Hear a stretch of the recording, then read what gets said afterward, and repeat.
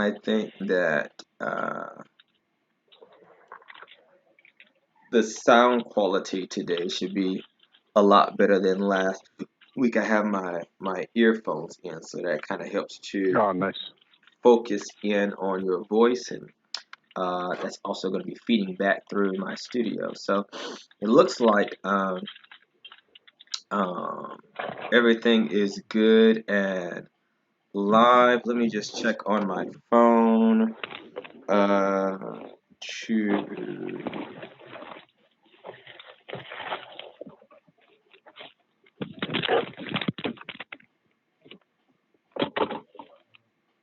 um, by the way, my Very good. blessings on your wonderful wife.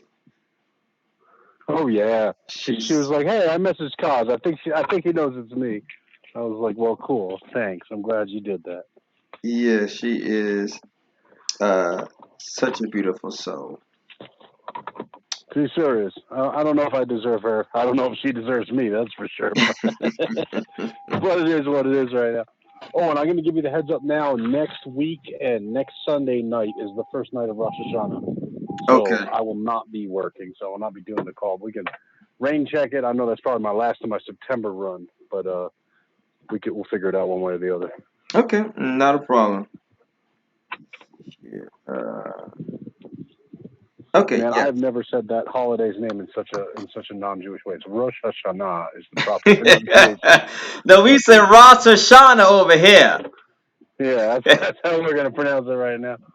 Oh, You that's know, it's funny. like Asaya. No, it's Asaya. It's Asaya. Yeah. Well, I'm saying Asaya, and if the angels don't hear me, Yeah. well, oh well. They're supposed to speak every Oh language man. anyway, so they should speak all forms of messed up. Yeah, every dialect. Well, so we want to welcome our listening audience here and abroad around the world, as my mentor used to say, from the four corners of the earth and the seven continents therein. Good evening, good morning, good night, wherever you are. This is the Conjureside Chat. I am Dr. Cosmic Nawanji. I have here my esteemed fellow and friend, Brother Moses, Hoodoo Moses Shanasa.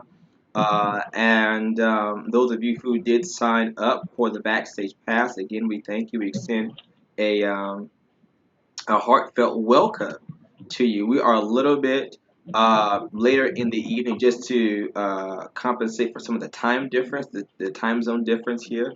But all Well, you endeavor. know, I realized too, Doc. We are. This is an auspicious time. We're here on the dark side here.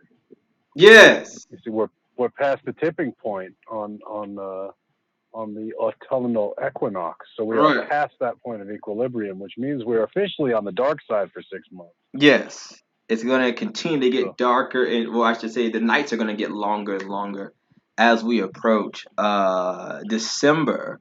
The winter equinox will be actually the darkest, the longest night of the year, and then we'll kind of work our way all the way back up to the spring equinox and do it all over again.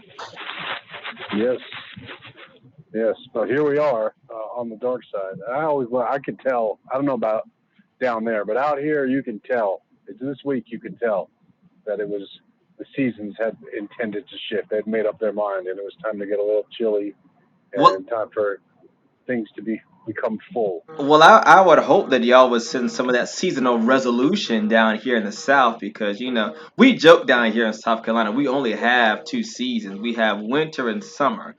And Oh, yeah, we have what you may call fall is simply a mild winter, and what you call spring is simply a mild summer. We only have two seasons down here, and we got something like that. they have We have still about a not. week. Uh-huh. As you said, they still not. They still have not decided what they're going to do. They're still in a tizzy about it, and it's still going to be up into the 90s all throughout the week, I'm sure. And they don't call it the South for nothing. So this is why I tell people this is the reason why they call it the Bible Belt. Because with heat like this, anybody be afraid to go to hell. So it was. But never the mind on that. There is a lot that you and I have been talking about in passing this past week. A lot of things have been in development in the spiritual communities, in your practice, in my practice, just in general. So, kind of bring us up to speed. Mother, we really don't have, or do we have a topic for this week? I forgot. I don't know. I don't know that we formally have a topic. I know we were catching up on the other day when you had sent me some of those prayer videos, and I said, man, this is really something. You said we got to talk soon. I said I think we have a podcast scheduled. Maybe we'll just do it on there. Well, because we had Yes, left off actually, it is a perfect continuation because we left off discussing how to pray. prayer. That's what we Yes. closed on last week. So we can pick up there and see where it takes us. Maybe. Well, I had the esteem. Let me just say that um, I hope many of you out there are blessed in your lifetime to have a lot of friends like Moses. Moses really is not just a colleague or a peer; he really is a dear friend of mine. And if you ever find someone who uh, Davion called you today, he called you an enthusiast, someone who's just as interested in your background, in your culture, in your society, in your community, as you are, not from a cultural appropriating perspective, not from a thief perspective, not from a let me glean, glean, glean, take perspective, but from a genuine interest, and I wanted to be involved in that. It really is, I guess, refreshing would be a great term for that. So this week has kind of been, these past couple of weeks have been subsequent crash courses I've been giving Moses in charismata, in charismatic spirituality as we see it down here in the Black South, and it's, for me, it's been hilarious, but he's been absolutely um um flabbergasted. He's been really excited about a lot of these things. So I actually, a couple of days ago, was up in the root working hours, okay, and was listening to an old CD of one of the ministers, one of the great men of God who taught me how to pray, at least in the form that I'm accustomed to now. And I kind of just dropped a little, I maybe say 60 seconds of that on Moses, and that Virgo mind of his went right to the internet and started gorging on it all, and then that led us into more advanced conversations about deliverance as a ministry, with actual footage and tapes and videos, and actually seeing this not just on paper. What does this look like in the real world? So we haven't had a chance to really feedback verbally over it. We've been kind of exchanging text messages. So what has been going on your side of the screen? Well, I have to say first, Doc, and to first of all, thank you for very kind words, and hope I can return the favor to you. But that said, the most interesting thing is the way that I was raised to pray. Now, prayer obviously is like that's the thing. That's what Hmm. Jews do. We pray. Hmm. But Jewish prayer, especially now as we look at the High Holy Days beginning next week and then the 2 weeks following, man, they are going to be up in that synagogue praying for 8 straight hours, a few of those days. Hmm. And plenty of prayers. There's no shortage of prayers. Hmm. But the way that the prayers are given, the way that the words are energized, is what I found totally different. I was talking to my parents about it today, actually. I said the first Really? thing that was different is I said I think I'm going to try to find out about starting a charismatic synagogue. I remember Uh, you said that. well, I said it in joking, but then I thought about it. I said this is so. Well, one of the things is obviously Jews being people of the book. Mhm. Everything's by the book. You don't even if you know the words, and this is something I was thinking about when I was just reflecting on now. Even if you know the words to the prayer, which you say the same prayers every day, you're supposed to know the words by your whole life. Mhm. You have to have the book open and you have to be following along in the book and be on the right word with your finger, even though you're doing it from memory. That's really interesting because one of the things that struck me first most powerfully about some of the videos that you shared with me was that these gentlemen were just praying from the heart. There was no book. They were citing scripture, right? There was a foundation. It wasn't just made up nonsense, but they weren't going through a prepared formula. I think of it like a workout routine. If you go and you do the exact same exercises every day, you get a good start, but then you plateau and you don't really feel the challenge anymore. You don't really feel the burn. You don't really get the results. But when you just get creative with it and just kind of spend that time taxing yourself, well, then you continually get results with the workout. And I am inclined to say that I think the same thing is true for prayer. Speak more on that. I think that you get in a rut. Well, I don't want to say rut because there is something to falling into trance. And you commented that you've seen, in Israel, of course, at the Western Wall, the Jews, they pray. We call it shuckling, where they kind of like bow and bending back and forth. And like that happens. It's almost like a trance state. It always reminds me of a yogic trance because you're very much muttering, very much to yourself. It's like saying a mantra almost. You're just muttering under your breath almost and letting the words come through you. But it's a totally different feeling than even witnessing the prayer you shared with me. And then, but after I saw that, I said, well, I got to try this. So next day in front of my altar, I didn't freestyle my prayers. I'll say I always freestyle my ancestor prayer every day. So I went with that one, but I gave it a little more, just that magnified spirit, just with that powerful intention. And man, did I feel it. And you had said closing out the last show, if you don't feel it, God don't hear it. Right.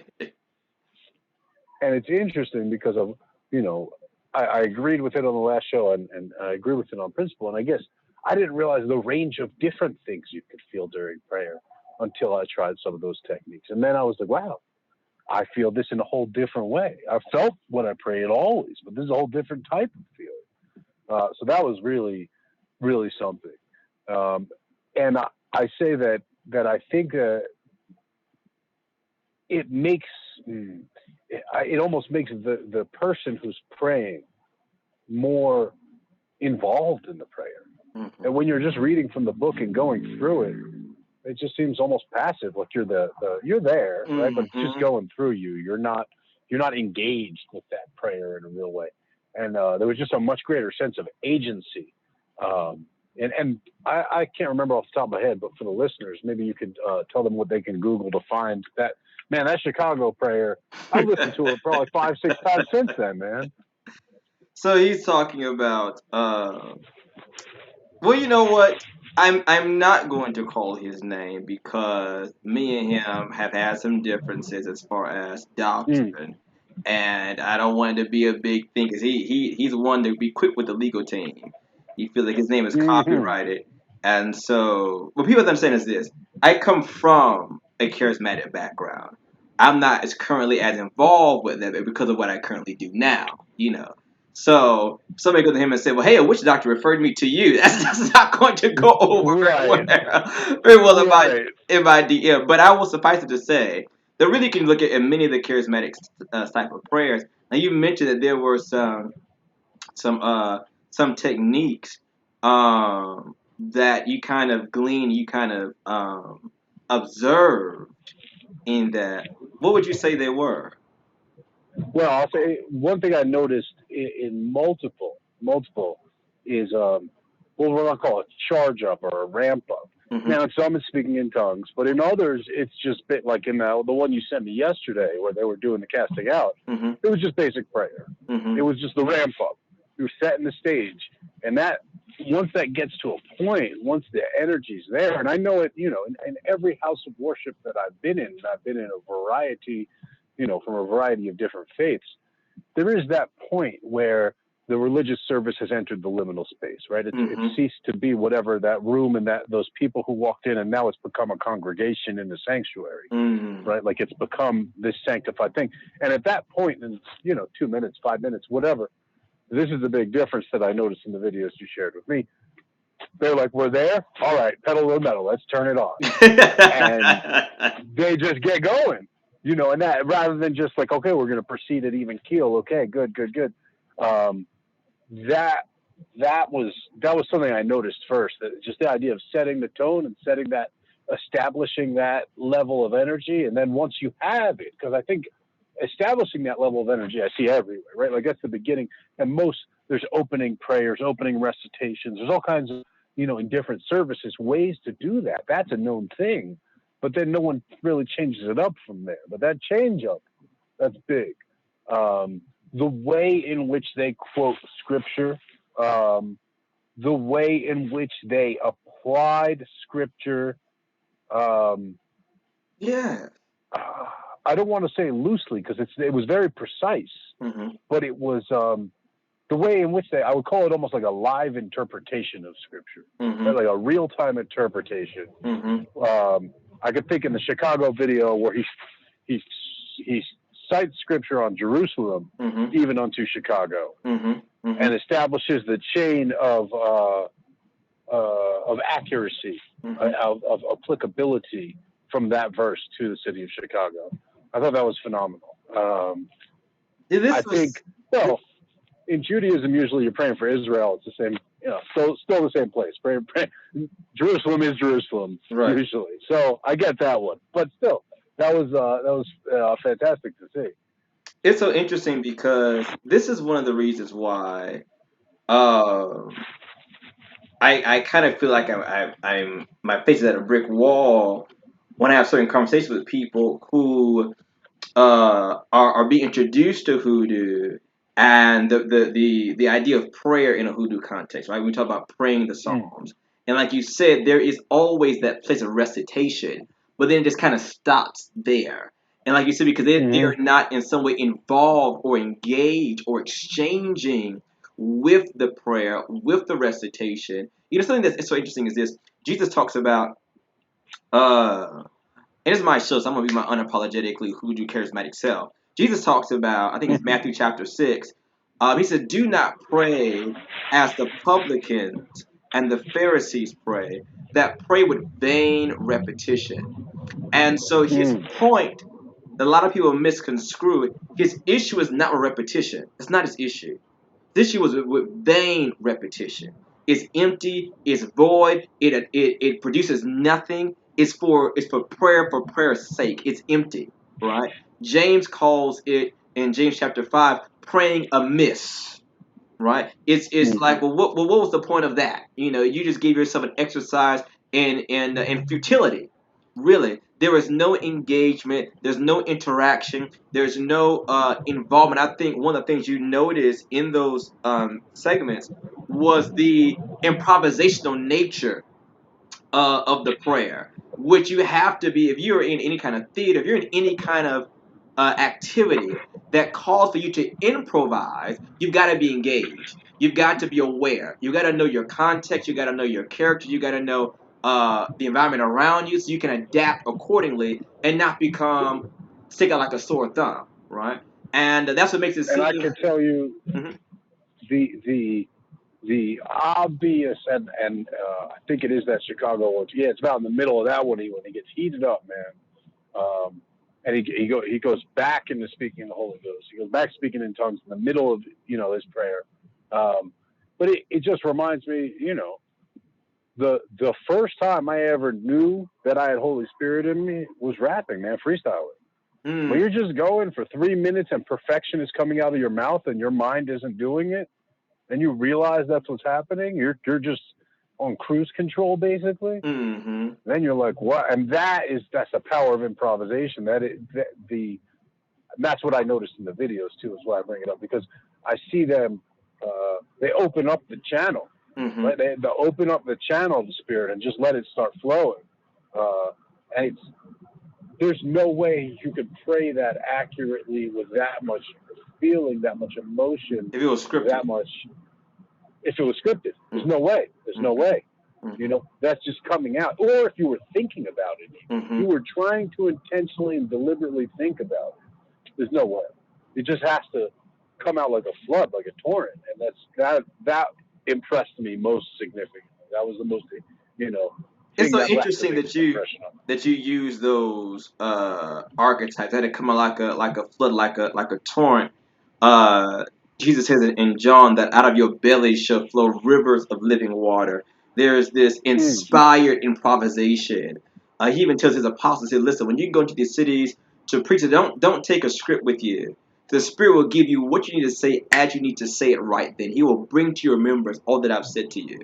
And there is this kind of at least again in my culture, my background, it is replete with these inspired improvisations. We call them inspired utterances Mm-hmm. that will burst forth as it were. And I think that this what we're talking about in relatively abstract terms was missing from so many people's prayer life. And so when they're trying to get by a script, they can only get by the Spirit. Mm-hmm. Well, and now bringing it back around to hoodoo is that's that's what you want. Mm-hmm. Once you have the spirit moving through you, then get working because you're charged up. Mm-hmm. I think that's the piece. I was thinking about it today. How some people will go through performing a what we'll call a rite or a ritual or what have you, Mm-hmm. spell or working. And they'll just go through it just like you're following instructions. You Mm-hmm. put the this in there, and you put that in there, and you put that in there, and you wrap it up, and you tie it shut, and you You read got a the prayer over checklist. it, and checklist. Mm-hmm. And like, and so I will even say, and I feel like this shouldn't be a secret, but it's going to be a mind blowing secret to people. That sort of inspired improvisation is exactly how I work too. Mm-hmm. There's a plan, right? Like I know I have all my routes, right? I go shopping, I have what I need, but I don't sit down there with I don't think I've ever sat down with a specific recipe unless I was trying to recreate an oil that I Mm-hmm. made I and forgot it was about. excellent. And I wrote down a recipe after the fact that probably wasn't exactly accurate. And I said, let me try to make that one again because that was real good. Mm-hmm. But yeah, that working with spirit in that way, and that's my favorite topic to talk about at least of late is working with spirit in the tradition because that's it's the one thing that they don't teach you about on the websites because you can't sell it. So, You can't uh, sell it. You can't really adequately really put it in a book per se. You've got I'll never mm-hmm, forget. I always tell people my first lesson in the school of the prophets. Master Prophet said to me, I remember he was talking, I was writing everything he was saying. He said cosmic. And I kept writing. He said cosmic. I said, yes, sir. He said, what are you doing? I said, I'm taking notes. He said, put the pen down, son. He said, more is going to be caught than taught. I'll never forget that. mm-hmm. More is going to be caught than taught. Something you can't get it from a book. You can't get it from a website. You can't get it from a blog or forum or whatever. Some things have to be caught, and you catch it by the You spirit. can't even write it in the notes yourself, You can't. right? Like it's just even if you just can't. And the strange thing is, now I will say this is one of my tutelary spirits has the strange ability to fill in some gaps from books Mm-hmm. that is very strange. And it's when I did not know about it until I had read books, and then thoughts occurred to me, and then I would meet the authors afterwards and say, "Hey, I was thinking, do you ever think about this like this?" And they'll say, "Well, yeah, that's exactly What I meant. who'd you talk to about that? Yeah. Who'd you talk to about that? That's I didn't want to include that in the book, you see. So that is possible, but gosh, I wouldn't count on it. Right. I think that also it's so funny because I was talking about this in my class on last Wednesday. Is that and you mentioned this earlier about that place of trance, right?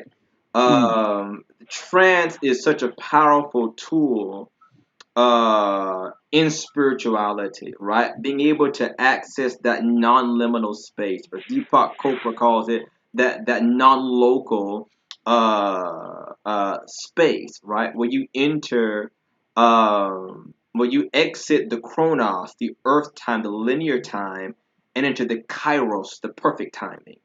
And mm, it's in that place, And you find, like you said, every culture, particularly those that have any type of mystical or shamanic background, have a technique of doing it. So in my class, Wednesday, I have a lot of preachers and ministers who are in my mystery school, and we were talking about some of the traditions, all right, of the church, even in particular as ministers or preachers or whatever, that were actually techniques that were carried over as traditions. So, for example, if you go to a lot of the charismatic churches, a lot of black churches, uh, when the minister is preaching, there's this cadence in he or she's voice, right? There's this harsh breathing. There's a da da da da da da da da da da da, right there, and it is continual. They will say they have to say. They will take a deep breath and they'll go back at it again. So much so there will even be the music will kind of, we call it, following him. In the chords of the music. But what we did not realize was that on the technical level of that, yes, that was tradition. Yes, that's how we preach. Yes, that's how we do everything. But on the technical level of that, it was to put them in a type of trance. Number one, The preacher. number one, by rhythm. Number two, by sound, vibration. Mm-hmm. Number three, even by breathing. We didn't realize we were on By breath. borderline Yes. hyperventilating. Realize what was going on because we were breathing so deeply. Our diaphragm was expanding. And once we got into that place of trance, all right, oftentimes that was around the time the preacher would then make the altar call. Come here, let me put my hands on you. I've now accessed a numinous dimension that has healing, miracles, prosperity, whatever it is you need. I've now opened myself up to this kind of trance preaching, as it were. All right. To make a full, as you would say, to make a circuit, as it were, right? To plug in. I've lost my resistance to this because of my conscious mind is now gone.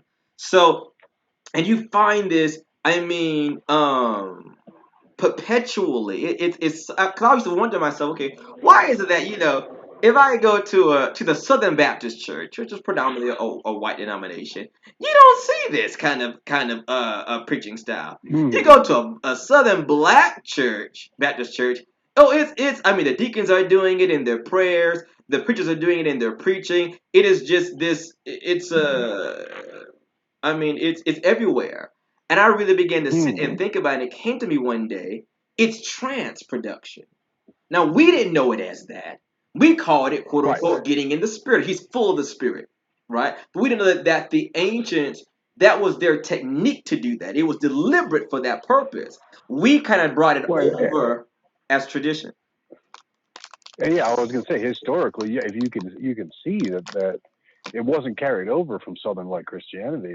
That came over from traditions that had a lot more trance in them Right. and got applied.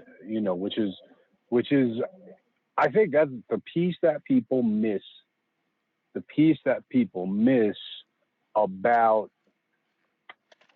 Oh, it's so funny. I was talking with Charles Porterfield yesterday about religion in hoodoo in general. And people, I think, are maybe have an inclination to picture, say, Catholicism when they think of Christianity, Mm-hmm. and they're trying to make that jive in their mind with hoodoo, and they're like, I don't see how those connect. Mm-hmm. I don't see how that applies. And I think maybe it's such a distinct um, tradition of Christianity that if it can't be explained in books, as you said, right? It's something that really needs to be gleaned, right? Mm-hmm. Caught rather than taught. Mm-hmm.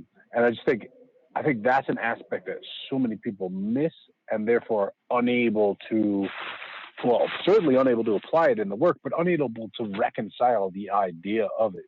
I know a lot of people, certainly a lot of people in the spiritual community where I grew up, were pretty down on Christianity as a a slave religion basically. Mm-hmm. Um, and so that very much was the type of Christianity that was around the area where I grew up. But seeing that this is not that type of Christianity, I can see that because clearly I've been exposed to Christianity before, never never grabbed me. You know what I mean? I was like, this is not as real as the shit I got. Mm-hmm. But now you gave me a little peek, and I said, no, wait a second. This is at least as real. This is at least as real. So I think that's a piece that what gets I missed. You know, what I love people talk about about spiritual churches, but they mm, don't capture the essence of I think they only know about it in books and in history, but they actually haven't been to it. one, or they don't know someone who's actually come from that in many cases. Um, I think that what I love about quote unquote Pentecost as an overarching term in the Christian context is that we are the mystical side of Christianity. So you know how like in Islam you have Mm, like the Sufis, right? Or in mm, Judaism you kind of have like the Kabbalah. There's always that mystical angle of a religion. Those are out there on the fringe, right? Those out there who are having mm, trances. They're going out of their bodies. They are having ecstatic and shamanic experiences. They're out there on the fringe. And there are those who are in the mainstream who are like, oh, they've lost their mind, they're crazy, they're fanatics, they're heretics, they're da da da da da da da. But then I'll never forget this. So years and years and years ago, I had a friend of mine, and we were both for Bible students or whatever, and so we kind of got into it about speaking in tongues, right? mm. And doctrinally, he was against. He thought it was just all gibberish, whatever. Of course, doctrinally, I was for it, and we were kind of giving our, my versus, our talking points, whatever. And so it got heated because we're very passionate people. We didn't argue per se; it got very heated. And so, well, we're going to agree, disagree. So I want to say, a few days later, okay, about 4 or 5 days later, his mother actually fell ill. I forget what the condition was. It was something relatively serious. I think Mm. it might have been a stroke or heart. It was something that was sudden, and that she was in critical condition. And he said, "Man, would you pray with me?" I said, of course. We begin to pray. So I'm about, I would say, 3 minutes into my prayer. He said, no, no, no, no, no, no, no, no, no. I need you to pray in them tongues we were talking about earlier. And so I'll never forget that. And He so, said, "I can handle this kind myself. I right. need you for the specialty." That's why I called you. And so, so I prayed it. I prayed in the spirit, and that night there was a drastic change in her health. The doctor didn't know what Mm, happened. And it's so funny because I was talking to somebody else. Actually, when I was in Augusta, in the early part of August, and we were out to lunch, I think it was, and our friends with friends with friends with friends, and one of the guys was like, well, I don't, you really think that's real? And I said, well, what's so funny is that there's actually scientific evidence. I think it's the University of Michigan, I believe. Matter of fact, because I think NBC or CBS picked this up a couple of years ago, where they actually took people who were having these, well, the proper term is glossolalia, or the speaking in tongues phenomenon, and they mm-hmm. put them under CAT scans, right? Is this just gibberish? Who's making this stuff up? Et cetera, et cetera, et cetera. Now, of course, this is by no means saying it for everybody, but the subjects they had in question, they put them under CAT scans. And I'll probably link to this video down below later on this evening. And what they noticed was that the part of the brain, I think it's the frontal cortex, the part of the brain that rules language, speech, syntax, linguistics, while they were in tongues, was dormant. It was not Mm-hmm. firing any neurons. It was, if you were to look on the screen, the person should not be talking. But when you look over in the room, you see they're in full on tongues. And so the only thing they were able to conclude, they didn't know where it was coming from. Disney was not registering in the brain. And so this is what charismatics have been saying for years. There's something beyond the brain, something beyond the anatomy that is connecting with the voice box, connecting with the mouth, and causing these utterances to come forth. It is something beyond the conscious mind that's accessing this. And one of the All right. Well, reasons, now you got me diving into Google live on the phone here, so I got to see this. I believe you. I just got to see it. yeah, so yeah, go and check it out to find. I think it was two universities who compared notes to this. They didn't make any Mm-hmm. conclusive findings about what is going on. They just knew what was not going on. Because I mean, to go into what was going on, that would be a very more fascinating conversation. Oh, I got something here. Oh yeah, I got a couple striking EEG profiles from single episodes of glossolalia. That came out in 1984, but then in 2014, that's the one I'm looking there's at. a paper called Temporal Lobe Discharges in Glossolalia. Mm-hmm. Let's see what we got here. I'll go ahead and just read the abstract right here. Mm-hmm. Glossolalia, speaking in tongues, is a religious phenomenon in which there has been only limited scientific investigation. Described here is the case of a 44-year-old woman who had clonic jerking of the left forearm while speaking in tongues. Waking EEG while she was thinking of nothing in particular was normal. After several minutes of silently praying in tongues, she manifested right temporal sharp wave discharges and may have been in a state resembling light sleep. Possible relationships between glossolalia, ecstatic religious phenomena, and temporal lobe electoral discharges are discussed in this paper. That's interesting. Wow. Definitely send me a copy of that. Yeah, that one gonna maybe have to dig deeper into. A measurement of regional cerebral blood flow during glossolalia is another one. Yeah, features associated with speaking in tongues, 1997. So there's a few papers out here. I'll pull this together for you for the show notes. Definitely, definitely. And so, my point of bringing that up was the idea that all of these, that was also the way to induce trance, right? To induce trance, and that in that's why I speak so much. Well, because I can. I tell people all the time because I can. That's why I do it. And there was a time where because of being charismatic and trying to kind of fit in with the mainstream of Christianity, there's some things you didn't do in public, right? We did kind of amongst our own selves, right? So it's kind of looked down upon, like speaking in tongues on camera, whatever, in a public area, as not to be ostracized, right, and called weird and bizarre and a holy roller.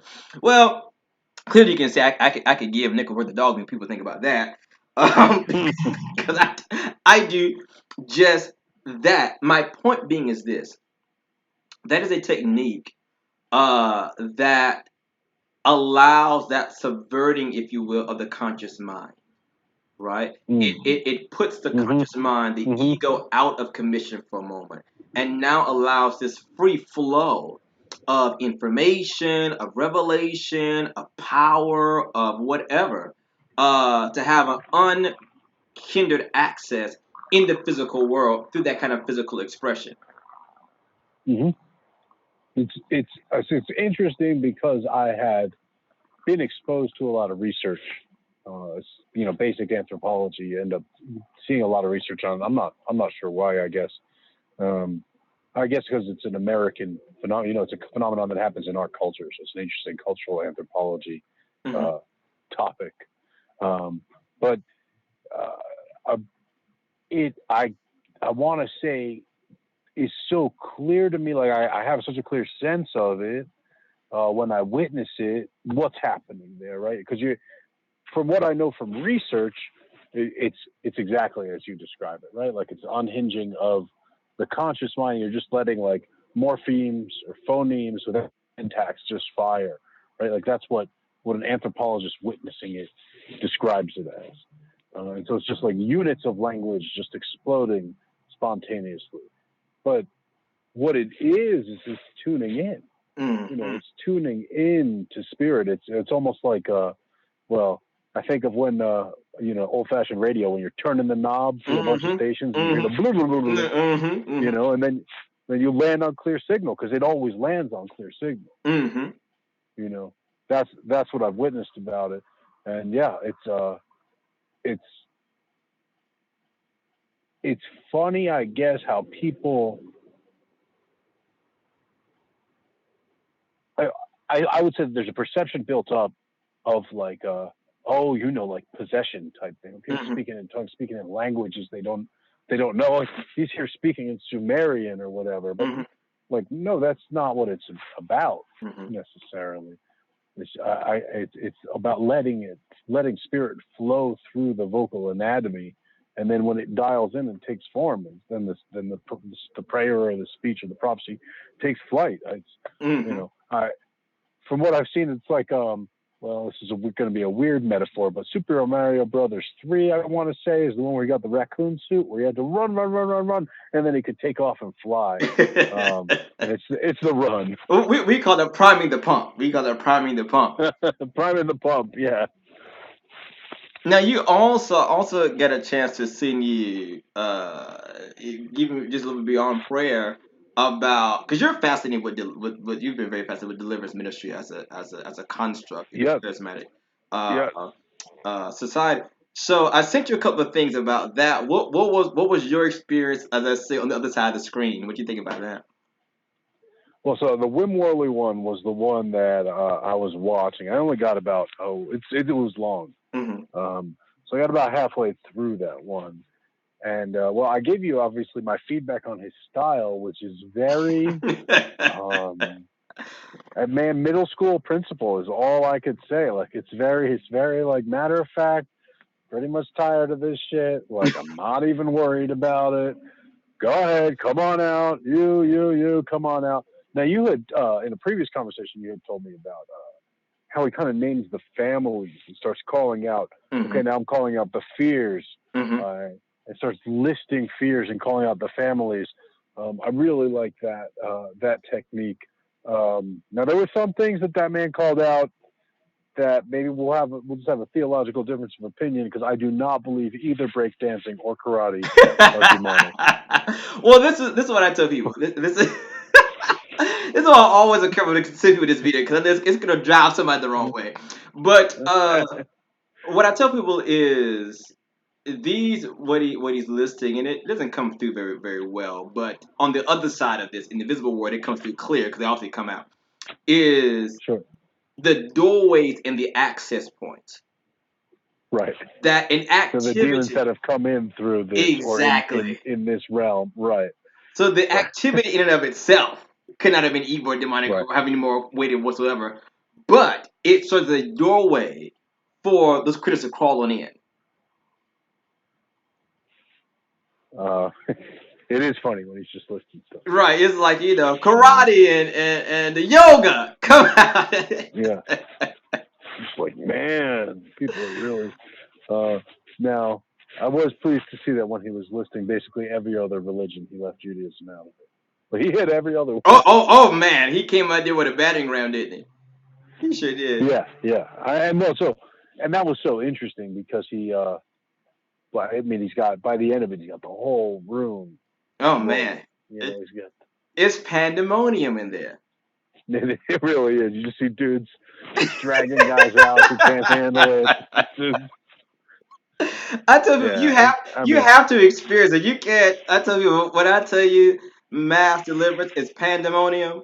It is like you can't get your bearings together. What I love about I think it's Edgewick or whatever the name of the church is they have the little kids out there passing out passing out the little paper towels. It's so commonplace in their culture. It's like, oh yeah, this is yeah, another yeah, Saturday yeah. night. It's like yeah, George, we need somebody over here. George, can you get over here, please? And Ann, we need somebody over here. So, now I'm curious about this. This Mm. is my after witnessing this. Do you find that the same people will go and get the demons cast out and then let them right back in and go get them cast? Does it become, because people know that that's there? Does it become a mechanism they rely on?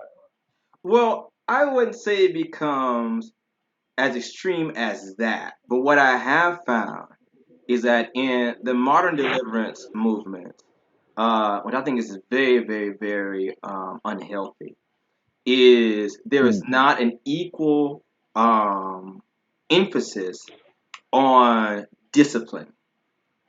Discipline. Hmm. So deliverance That's will kind of get, what I'm getting at there. right. Deliverance will get you free, but discipline will keep you free.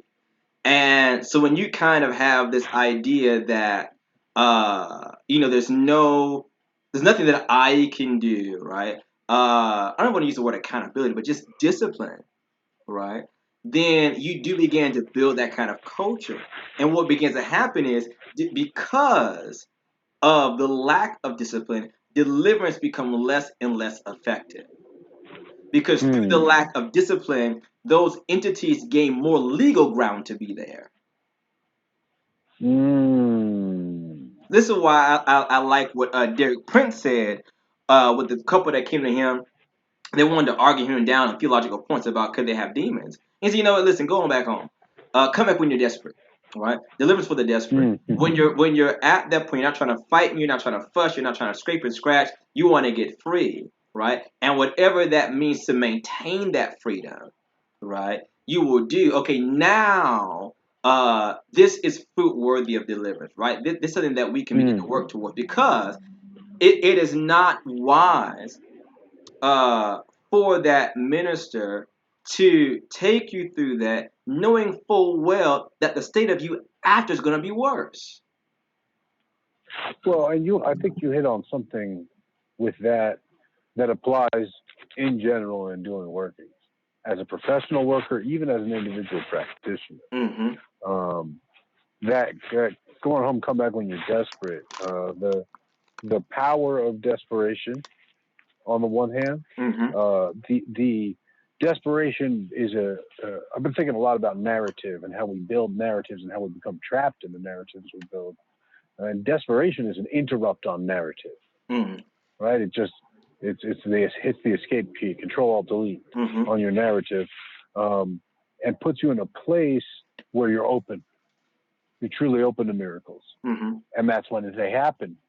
Miracles happen in the desperate because you've interrupted that narrative, because you've gone in that place of being open to miracles, and that uh, in working is so essential in deliverance, certainly, right? But I guess I'm thinking of it in terms of clients who come and request to work, and when you give them instructions, they've got an argument or they've got Oh, let me tell you, anything. I tell when in my class, one of the first things they learn when they're in level two is the 5 kinds of clients to fire. Ha! Okay, I should have taken your class a long time ago, Doc. School me right here in front of all these people. Well, I'm gonna give one of them here. Uh, one of them, and I've said this before on my platform before, but one of them, well, I said there's two really I'll talk about. But one of them is the unbreakable curse. There is a such thing as an irreversible, irrevocable, unbreakable curse, and it's the curse Mm. that the victim or the client is personally invested in.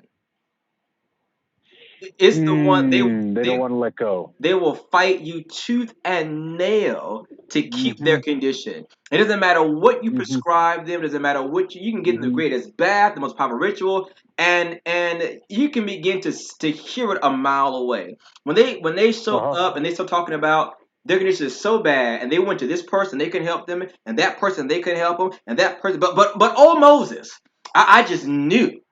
I just knew. When I came to see Moses Shanasa, I knew you had what I needed. They're boosting your head up.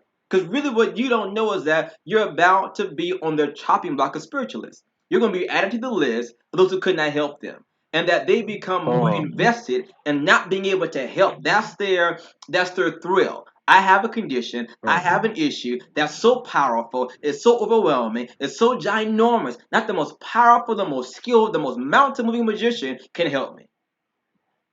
And so, because of that, you release them onto their own wills, right? One of the first things Mm. that Jesus said to the man who had the condition for 38 years, the first thing he said to him was, "Wilt thou be made whole?" I'm asking Mm. you. It's not a question about if I have the power to do it. Will you be made whole? Have you made the decision? You're done with this. I'll never forget this. True story. We were up in New York. I was with I guess I can call his name now. Well, no, I won't, cause I be careful who names I call when I'm in the church world, cause people write letters to me back again. But we were up in New York, and there was an apostle up there from Uganda, Africa, and had a very strong accent and was working all kinds of miracles. It was mind-boggling stuff. Never forget, there was this Mm-hmm. guy at the church. He was in the back. He was on the door, we call it. He was an usher, as it were. And so the man was in a wheelchair and he had his arm in a sling. So Apostle called him to me. He was saying, in the African tone, bring him to me, bring him to me, bring him to me. Come here, come here, come here. That kind of thing. They brought him to him. And so he said, do you believe God can heal you? And he says, yes. Do you believe God's going to heal you right now? He says, yes. Do you believe God's going to heal you by my prayer? He goes on through this kind of litmus test of, do you believe? And he says, yes, yes, yes.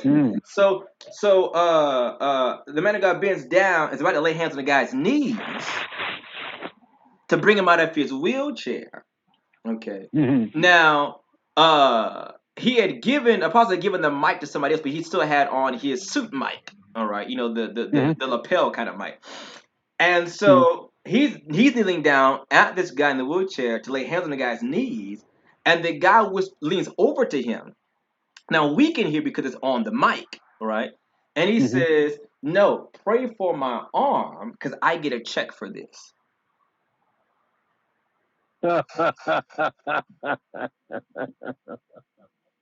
I just looked like it didn't have. This guy does not just say this, and he was dead serious. He meant just that. Oh yeah, he was. Don't you touch my legs. I don't care what kind of power you got behind you. Work with this arm I got, okay? But his legs I get a check for. Interpret that however you want to. No slight against anybody. I'm just telling you that there are people who become invested in their condition. And I'll never forget one key way to wean them out of your clientele is to ask them, what would a free you look like? Most people become so connected, so personally invested in their condition, in quote unquote being the victim. They live like that. That's their new identity. So if you come to attack the condition, they perceive it as an attack upon their identity. I've always been the criminal. I've always been broke. I've always been sick. I've always been the black sheep. I've always been powerless. I've always been lonely. Right? I don't know who I would be if X, Y, and Z. Fire them. You save yourself a lot of headache, I promise you. All right. Because it'll be the first. And you know that you need to tell Pisces moon like me. You probably got to tell me that a couple more times before I get it in my head. Because you'll be the first one on the list that they call a fraud. I went to so and so and I paid all this money out or whatever the case may be. Never mind the fact they didn't do anything you told them to do. That's client number 2 to fire. Well, what's funny is that it's always the same with those clients. It's not that it didn't work. It's that it worked, but then it stopped working. Right. Because they saw it changing and they got scared and grabbed it back. Mm-hmm. They went after it again. Client number 2 to fire. Well, so if y'all are out there and y'all are these kind of people, y'all thinking about working with me, I'm telling you right now. Don't even waste your time. I'm just letting you know up front. Okay, I'm gonna say a little work ain't gonna tell you. I'm gonna be up front with you. Don't come to me. I'm gonna sing you on the Moses. What I'm gonna do. I pass all those people on to Solomon. Right, exactly. The second kind of people that I fire are the folks who they are full of excuses. No matter what you tell them to do, there's always some reason why they cannot do that. It doesn't matter how simple you make it. It doesn't matter how simple you make it. It could be, wake up at a certain time. You got to throw this at a crossroads. It could be an intersection. Well, I don't know. Someone might see me. Right. I don't think I could do that. There's a walking path by my apartment. Could I just leave it there? No, it's got to be a crossroads. It can't be a walking path. That's not what I said. Well, I jumped over a walking path, but I didn't want to break it, and now I went back, and it's gone. Is that okay? No, it's not okay. I told you not to do that. I don't really know what to tell you. I don't know what happens now. Right. No matter what it is you tell them, hey, take this bath, or hey, wear this color. Well, I was planning on actually wearing brown Tuesday, and even though I like white, can I wear white socks only? Does that still count? There's always this. Again, you are not desperate enough. Well, I love my favorite one is that you need to do this. Then you do this Friday night at 9:00. Mm-hmm. Oh, hey, that's going to be tough. I'm expecting a call. My mom's going to be in town. So I'm going to do it Saturday. No, you can't do it Saturday. You have to do it Friday. It has to be Friday. Okay. Okay. You sure? Yes. Okay. If you say so. Okay. Talk to them next week. So how'd it go? Friday didn't work out. Saturday, actually, we ended up going to a friend's house. So I did it Sunday afternoon, I just had to get around to and I couldn't find the yellow candle, it. so I skipped the candle part. But I did the rest of it. Right. Yeah. Yep. I know that one. So these are uh because this kind of stuff, I tell you, emerging worker, these 5 things will set you up for failure before you even get started. Before you even get started. Uh, and that's why it's Well, like, do you have the one who's trying to become a worker by hiring workers? Is that on oh, the list? oh Or is it, yes.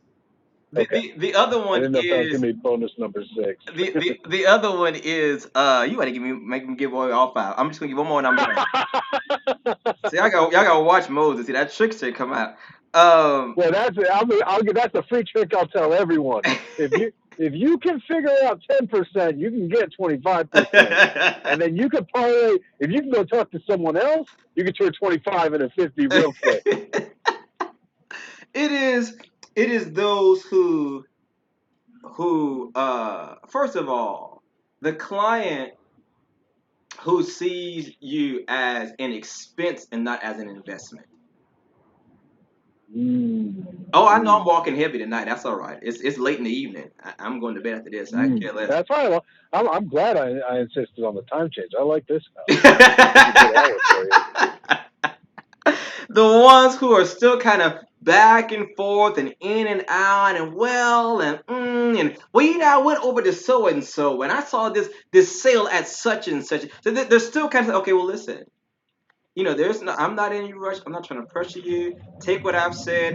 Think on it, whatever. And when you're ready, it is not my job to convince you now. Not my job to try to make you ready. When you are ready, all right. When you get tired of life beating you upside your head every day, okay, then my number hasn't changed. I'm still gonna be here. I'm Mm, doctor's still gonna be here. But this back and forth, whatever, because clearly, if I was not worth it, you wouldn't even look in my direction. right. Something I said, something you heard, somebody you knew had already set up a reputation before I even opened up my mouth. You sought me out, not the other way around. So something you perceived, something you saw, something you liked, something whatever was enough for you to entertain a conversation.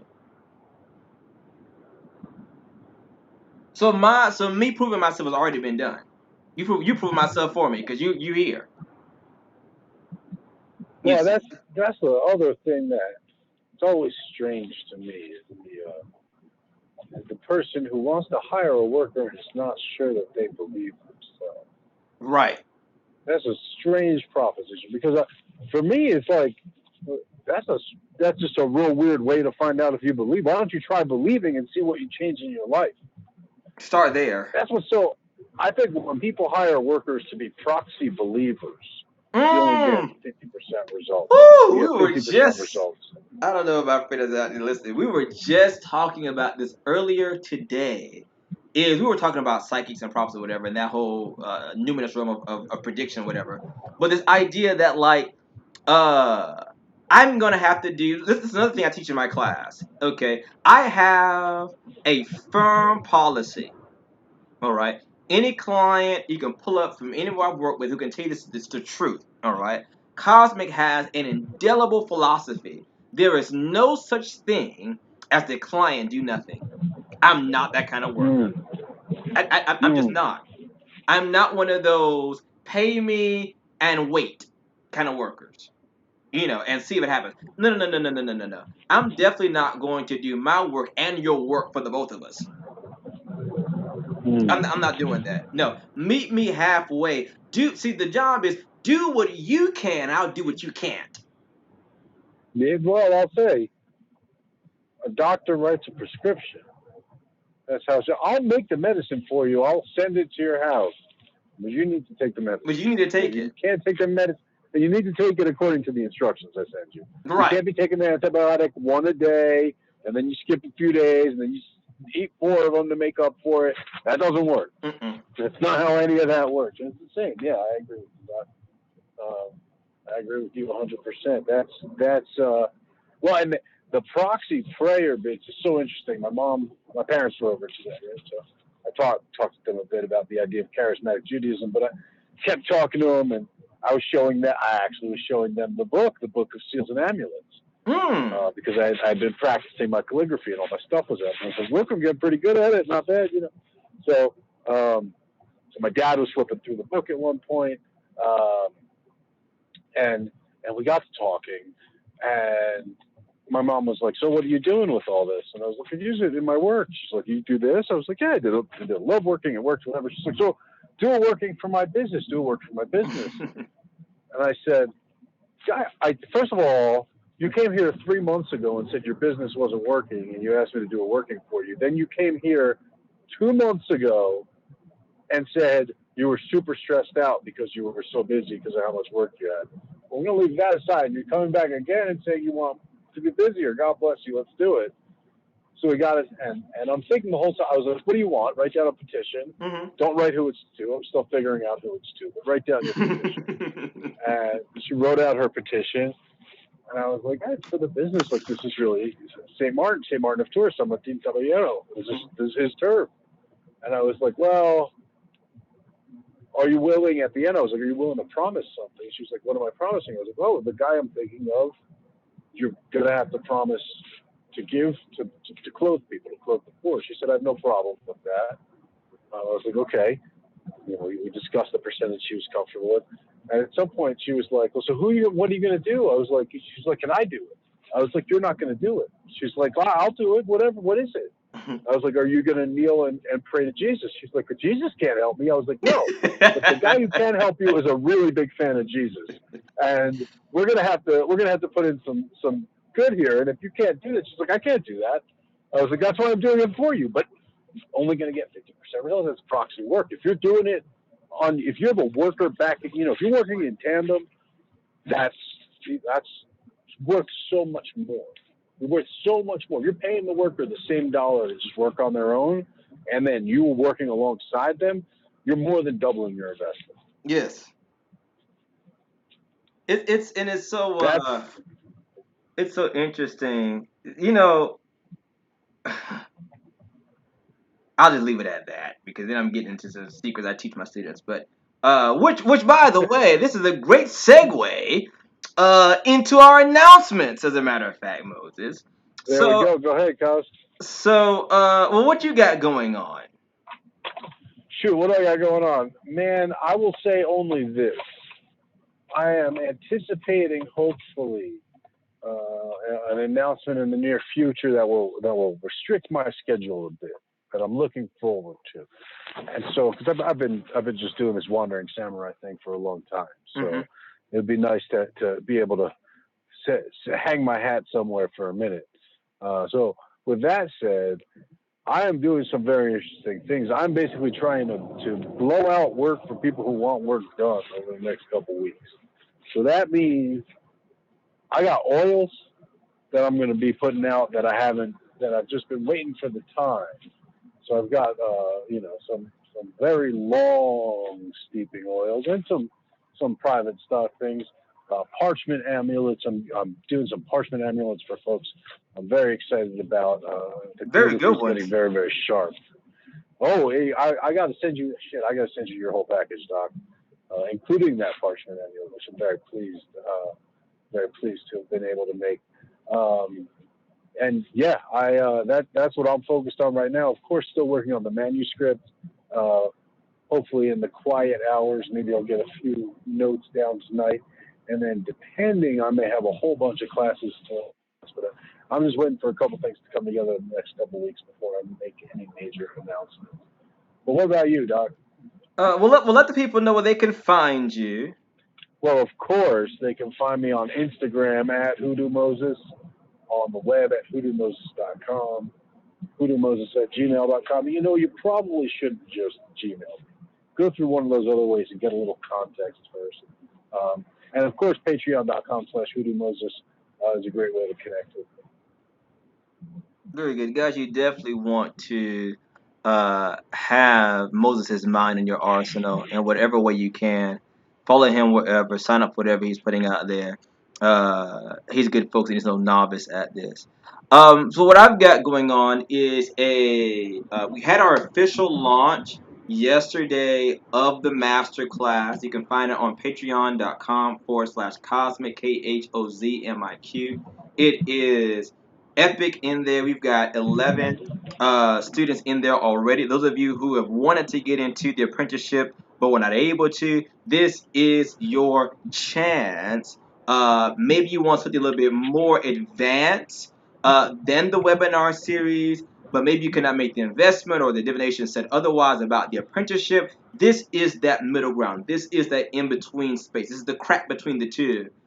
We can get that intensive, that instruction you've been looking for at the varying tiers available. So definitely check out uh, my magical masterclass on Patreon,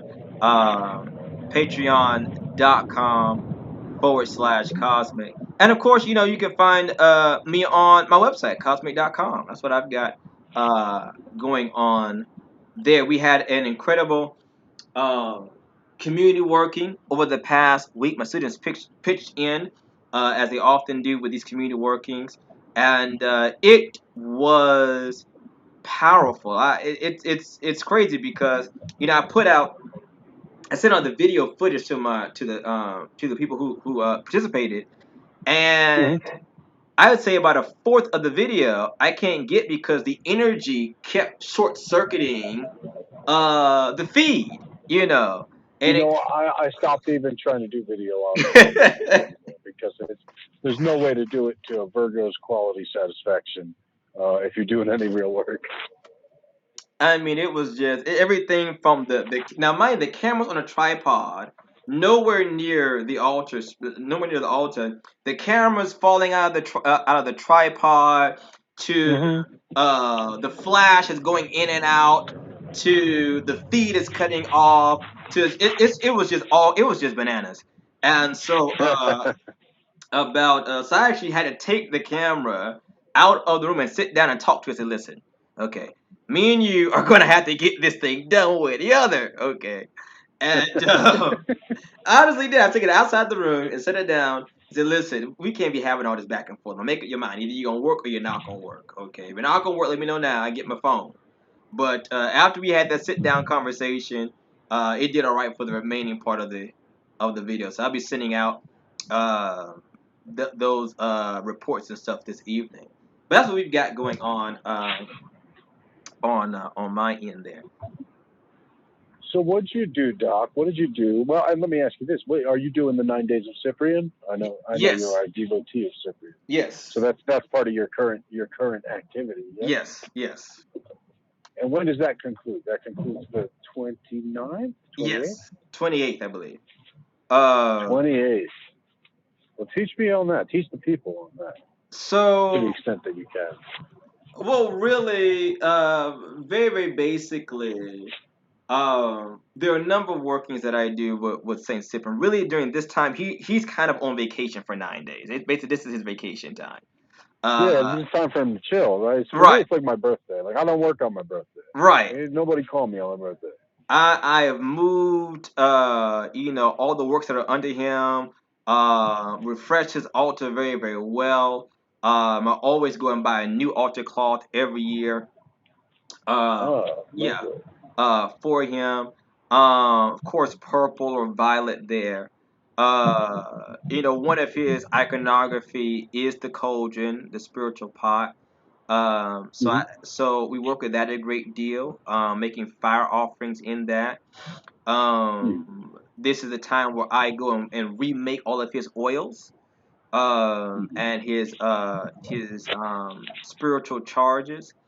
Of course, And will you prepare like his incense for the whole year? Is that or his oils and his those sorts of working yes, uh, things under his charge, and you prepare the year's worth? That's yes. and what do you do?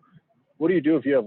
First of all, I guess first of all, I want to know if that ends up working like a bag of weed, where you go through the first half of it in the first week, and then you just kind of slowly go through the second half. Like what? You gotta pace yourself. You're like, wow, that went very fast. Where's the rest of it?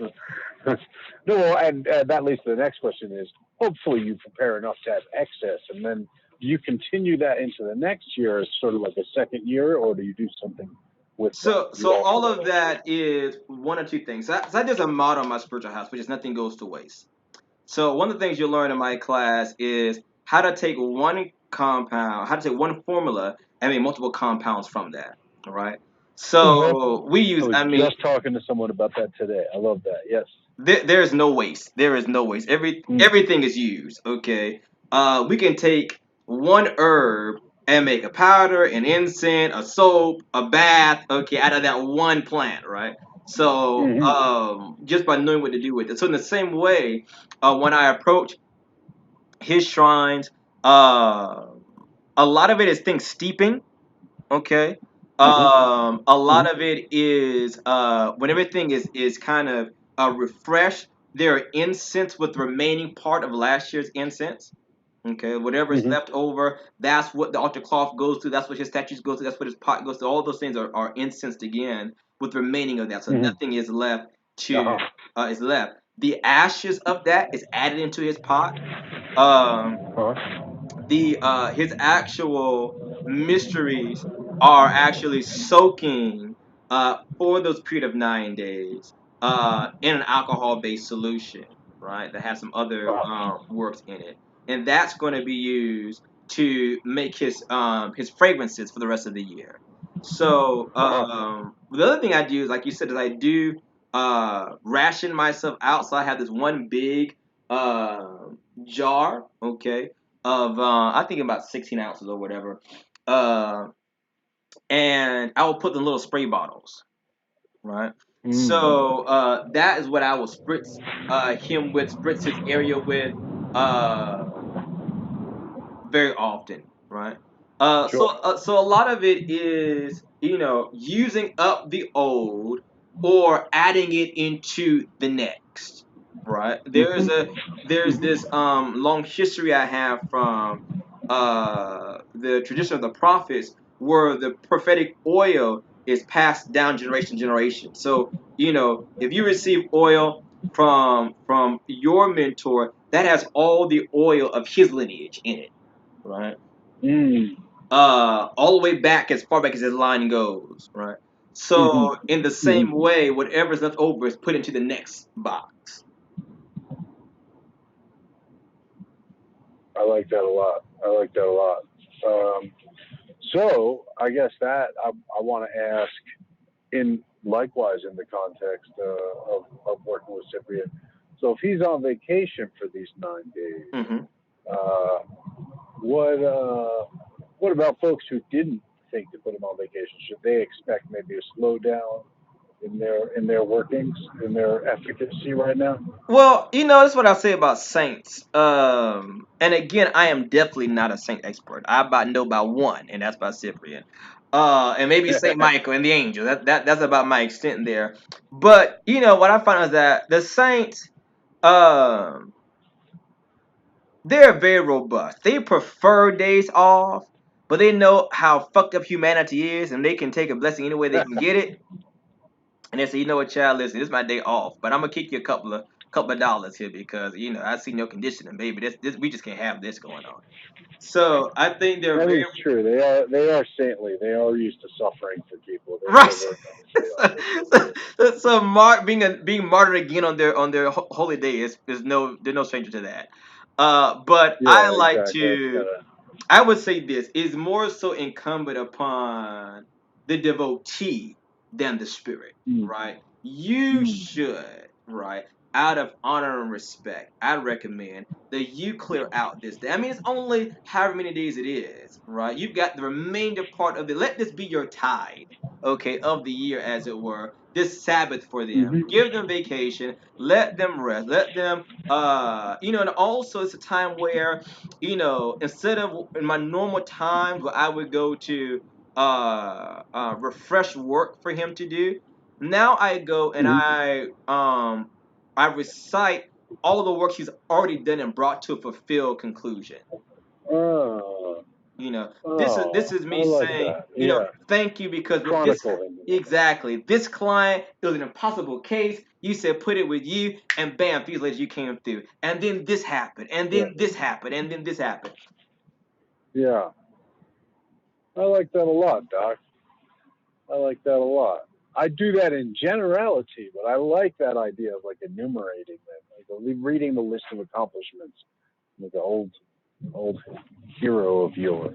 Yeah, it's kind of like how they do birthdays, with the elders. They don't want a big Sure. fanfare. They give them a banquet, give them a nice PowerPoint presentation, a lifetime achievement award from the family, and then everybody's happy. Hmm. Hmm.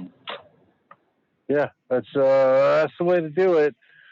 I so do you I guess going into the days of Cyprian, do you now here's one thing that maybe you can explain to me, and I'm pretty sure you will break this down.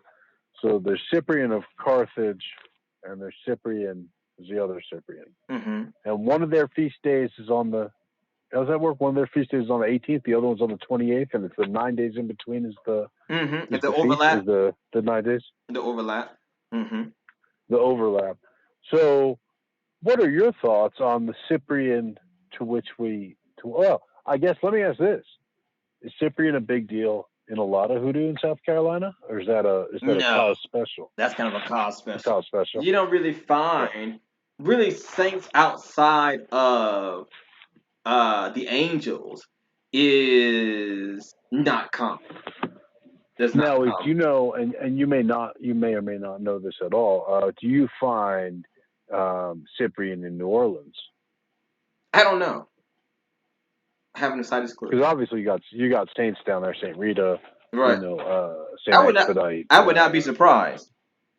That's Well, part where there you was would. a Spanish quarter, right? Like Right. you would think that it would be there. That's what I was gonna say. Um, You would find more of your saint work down in those regions. Over here, we've been predominantly Protestant for hmm the great deal of history. So the idea of venerated saints and whatever is, where I come from. The calling somebody a saint, that's the people in the church. Those are the Right, they're the saints. saints. Right, Right. So right. outside of Saint Michael or the angels that kind of get that label, hmm we don't really have a liturgy as it were of saints down here. hmm Um, I like my whole take on Protestantism, obviously simplified, mhm, is Martin Luther kind of looked at Catholicism and was like, this is all a little extra. mhm. This is all a little extra. Let's take it down, take it down, take it down. So yeah, saints are a little extra, little fluff. And I think Um, also so uh, the I just lost my train of thought there.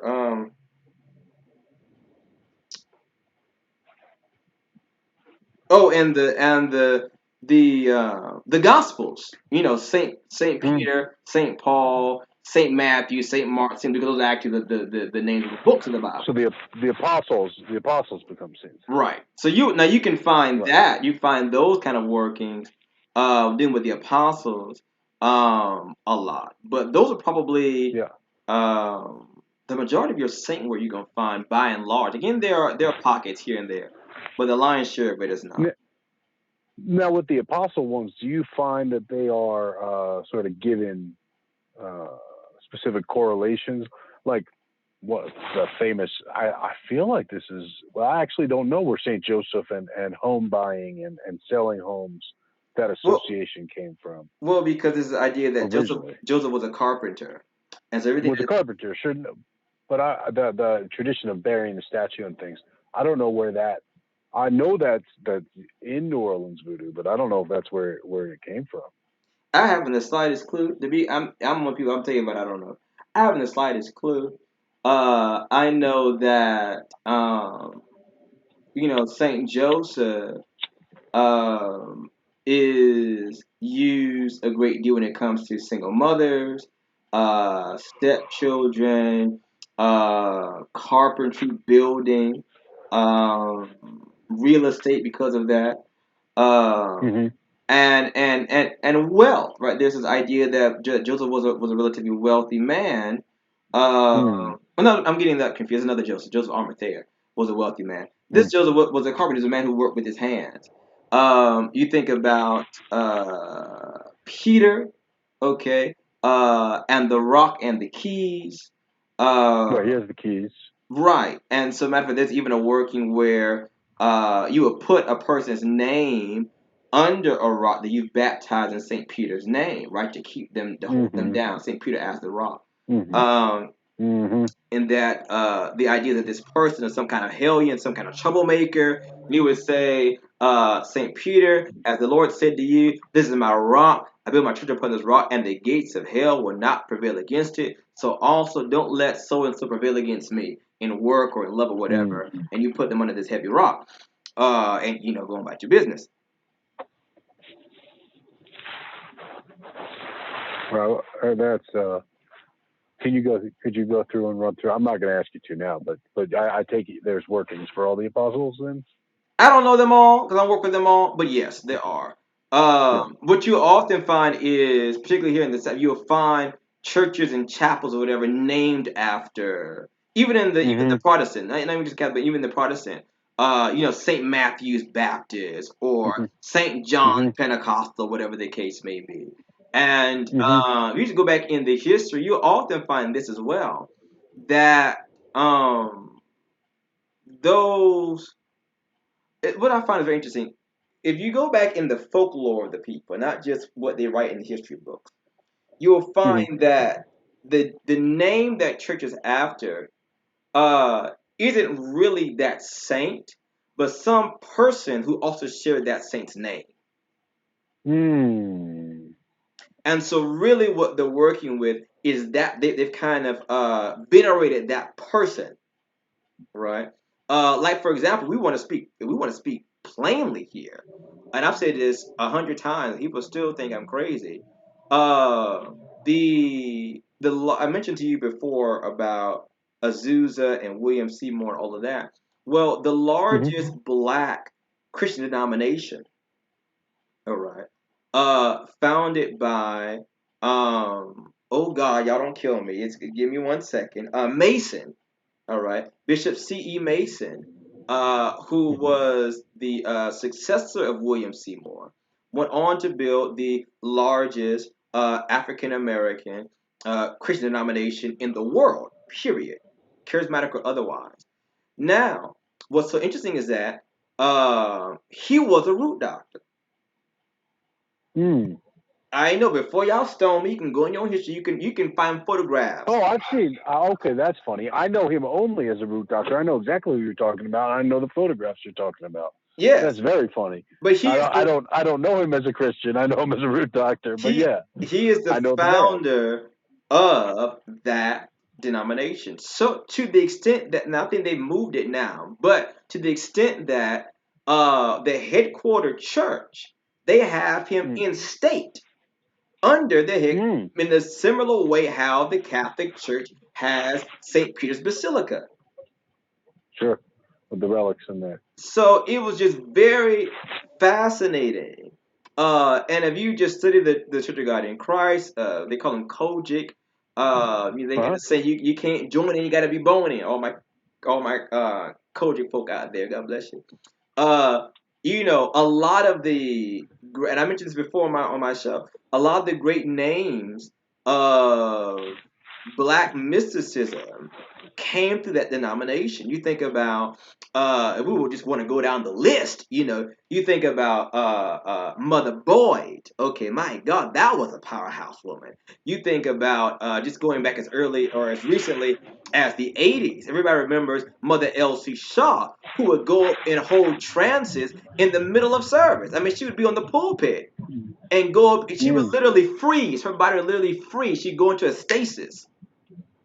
All right. She almost reminded me a little bit of Dr. Buzzer because she would always wear these dark colored glasses.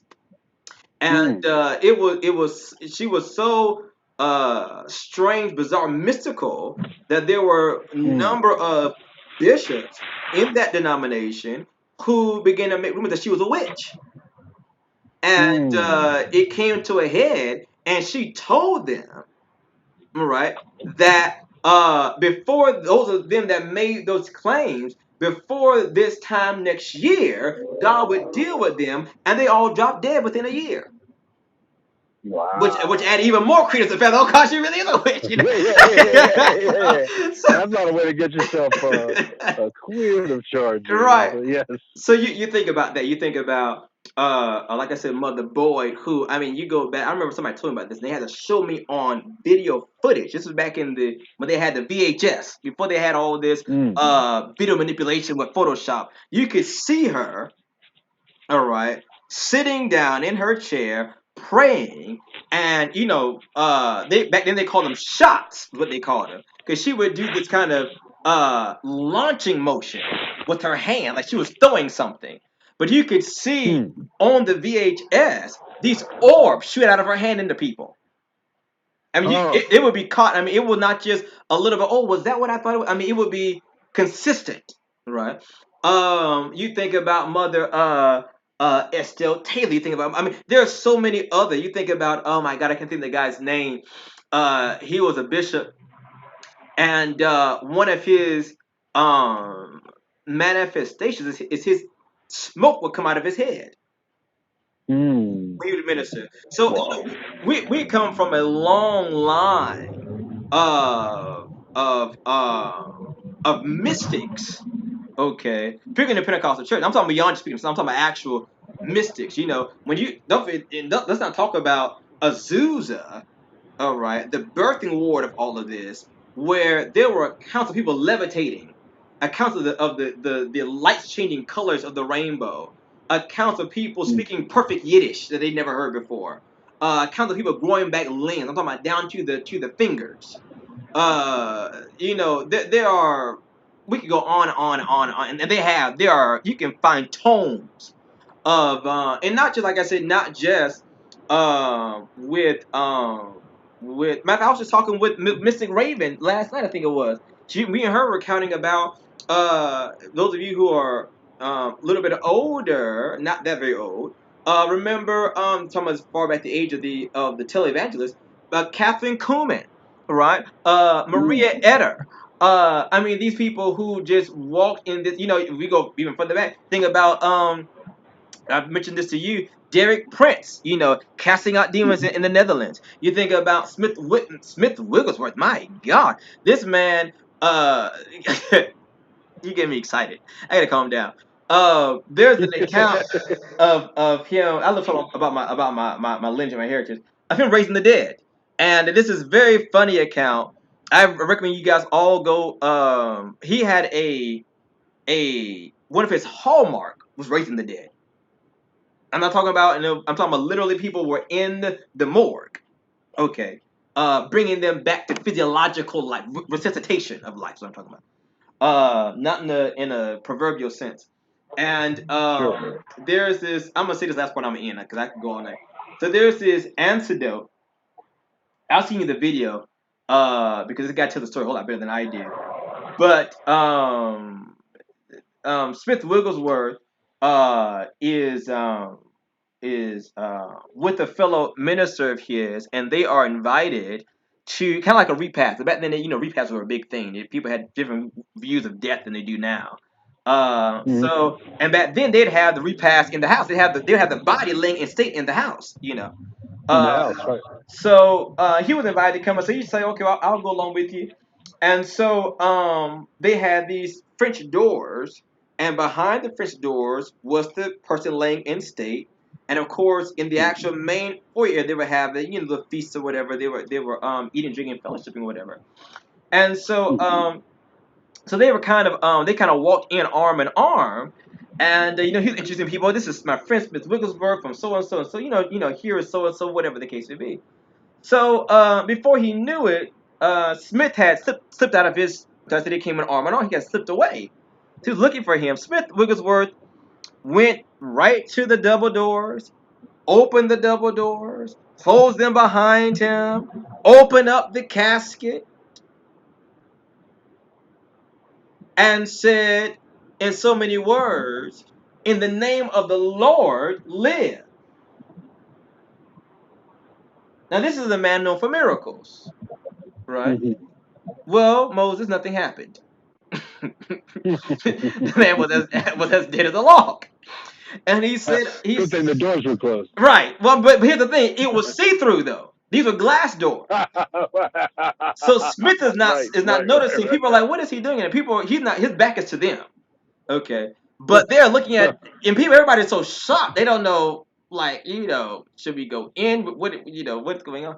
So he tries it again. He says, "In the name of the Lord, I command you to live." Nothing, nothing at all. It just, just embalmed or whatever. So third time is the charm. He said, "In the name of the Lord, I command you to live." Absolutely nothing happened. Nothing happened. So at this point, we're at point number 4. He pulls the man out of the casket and pins the man up against the wall, the corpse, and says, "I command you in the name of the Lord Jesus to live." Well, that corpse kind of slid right on back down to the floor. Smith Wigglesworth, this is going on the 5th attempt now. And people are just in utter just shock. Just the kind of, you're disrespecting the corpse. You have no kind of, you're in people's houses you don't know. Just no kind of decorum whatsoever. This is supposed to be a man of God. Smith Wigglesworth, muster up his strength, pulls the corpse off of the ground. The corpses are heavy, and literally body slams this man into the wall and say, "In the name of the Lord I command," and that man begins to cough 3 times and live.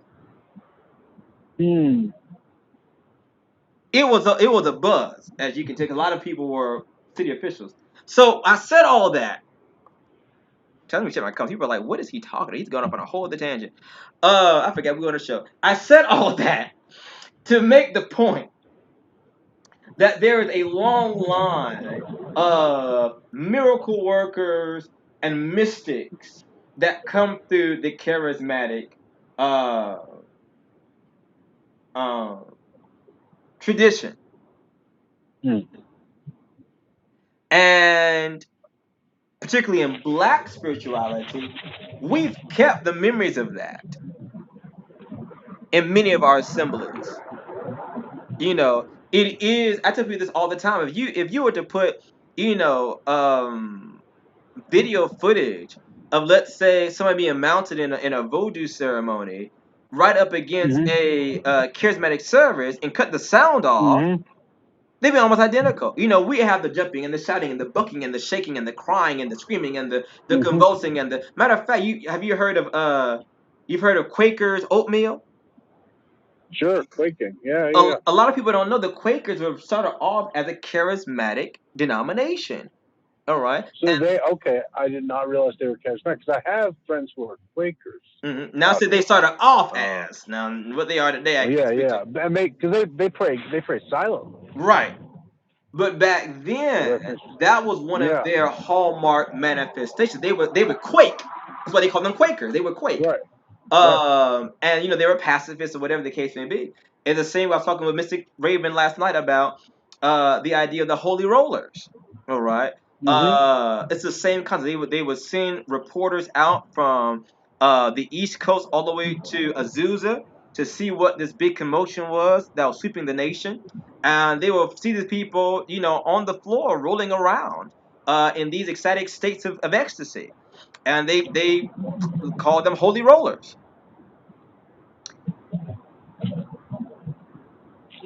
So man, there's so many questions I could open up, but we only have 24 more minutes. Right. So I guess I want to bring it around. There. Mm-hmm. Oh man, the other thing that's been going on recently that I want to catch up with you on, might as well dig into. I've been reading this cool book. It's called Voodoo and Power. It's Mm-hmm. by Mm-hmm. Cody A. Roberts, and the guy is he's an adjunct professor at Louisiana State, so he's credentialed Mm-hmm. to some extent, academically. Mm-hmm. And and I know at first I messaged you, said I don't know what I think of this book, and I will say if you get the audio book of it, the guy reading it is really really bad, really bad. Like, and I don't mean like, oh well, he's pronouncing a term from specific spiritual whatever. It's like this man is not good. I don't know how in the world he got the job recording an audiobook. He's very, very bad at it. So that diminishes the experience of it, but it should not diminish the quality of the work. Mm-hmm. Which now that I'm almost completely through it, I can say is some pretty interesting work. So the man's thesis, which is no shocker here, is basically that hoodoo is all about power. Okay. Surprise, surprise. Yeah, right. Okay, wait, listen. It's Do good I to have make to an be a easily provable thesis. do I have to be an adjunct professor to find that? Wow, I must be ahead of my time. Yeah, well, so the way he goes about proving it to the satisfaction of academia is what's interesting. And it is a little redundant because he keeps bringing it back to power, bringing it back to power, bringing it back to power, because that's the point he's hammering home. But a lot of the things he brings up are really interesting. The first part of the book, I guess that's the first chapter. I guess the first part. It's part one. That one was curious, and he looked at the reporting. He did actually a very interesting analysis on the reporting of voodoo in New Orleans. He's specifically looking at New Orleans. He does look at Hyatt's work and things at some point when he gets further into it. But at first, he's just looking at New Orleans, and I guess part of what he's looking at in New Orleans is Hyatt's work. And it's also interesting that he's not looking back. He's not looking back 200 years. He's looking at pretty much 20th century, late 19th century, so as far back as he's going. Mm-hmm. He maybe gets as far back as Marie Laveau era, but he's not going all the way back, which is an interesting decision for him to make. Regardless, the points he gets into at first is that he says that in New Orleans, the construction of voodoo as a black phenomenon or a black religion was in and of itself racist. That when they look at the arrest reports and things like that, it's about 30%, 35% white being, participating in ceremonies that got busted. Mm-hmm. Looking at those samples, looking at records of doctors and practitioners, things like that, and that it really is fundamentalists and large scale racists trying to equate blackness with savagery and the practices of voodoo with savagery, and painting It's that barbaric. and making it, yeah, exactly, and making it seem other. And so that part was real. Now Cody A. Roberts is a black man, so he's saying it, and it was a weird take on it, obviously, because the last academic book that I came across on the subject was, or just on the work, what's that book? Man, I recommend it to everyone, and now I can't remember it. Mojo Working, Katarina Powell Hazard. Mm-hmm. Yeah. Excellent book, right? The There's legendary. some issues with it. Some issues I have with it, but legendary book, yeah. And the issues I have with it are as an academic, not as a root worker. You know what I mean? Mm-hmm. Legendary, excellent book. And now that book is like, well, listen, you got to pay attention to what's going on here. Now this starting the book this way was a little provocative in academic terms by Mr. Roberts, but where he goes from there was very interesting. And where he takes the book around in terms of his tour of the various facets of power that are interacted on, and the survey he does of the work of workings and of workers in order to demonstrate that is really interesting. It's like that's the theme that keeps coming up, but he uses that theme to justify bringing up all kinds of great workings and give examples of different accounts, different lore of the work. And I guess one thing that stuck out to me more than anything else is how clear it was in that period. The period that he's capturing in his study is probably from about, like I said, maybe actually it says it right here on the cover of the book. Let's see, 1881 to 1940. So really getting into that, call that a silver age of hoodoo, maybe a little bit of the golden age in there even. Um, but how we come, it's so clear in that reality, that time, and it is certainly a product of that time in America where, 1 in 3 people were dying and things of that nature. It was after the Civil War, but still, disease every summer was killing, 25% of the population in New Orleans, 30% of the population in New Orleans.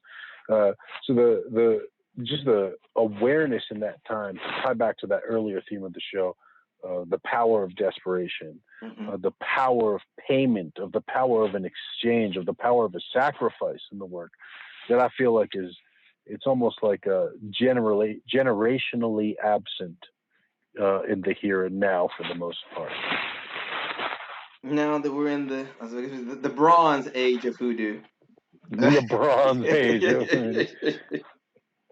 Well, my forever analogy, man, is that hoodoo, the history of hoodoo, is shockingly like the history of ska music.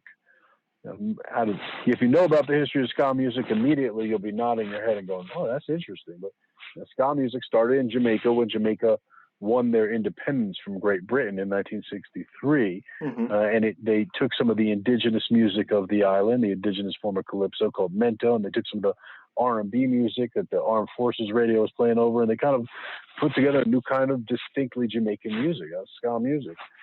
And now it went from the 63 till about 67. Rocksteady took over. By 69, reggae was in, lovers rock, and then reggae through the 70s.